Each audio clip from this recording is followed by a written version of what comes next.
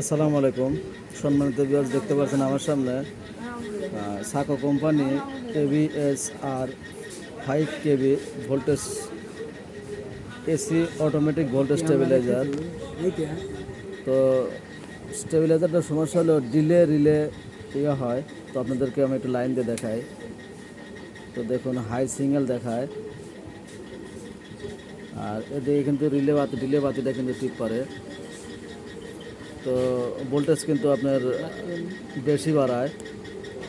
তো এটা কিন্তু কোনো রকম অটো বা কোনো কিছু কাজ করে না। তো এই সমস্যার জন্য আমাদের কাছে নিয়ে আসছে। তো আমরা ইনশাআল্লাহ এটা সমস্যাটা সমাধান করে দেখাবো।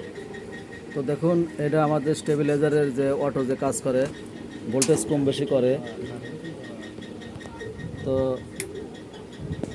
এটা হলো ভোল্টেজ নিয়ন্ত্রণ করে, আপনি বেশি হলে কম দিবে, আর কম হলে বার বেশি দিবে।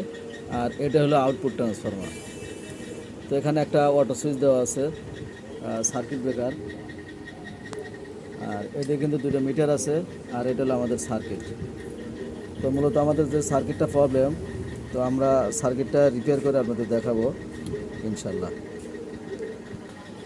তো ভিউয়ার্স, দেখুন আমরা কিন্তু এসি লাইন দিছি, আর এর দিয়ে কিন্তু আমরা ভোল্টেজটা দেখছি। দেখুন আমাদের কিন্তু মোটামুটি ডিলে ধরে আছে।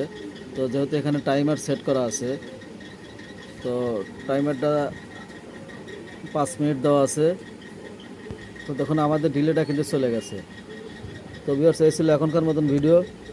তো ভিডিওটা যদি ভালো লাগে অবশ্যই আমাদের চ্যানেলটা সাবস্ক্রাইব করবেন ইনশাল্লাহ।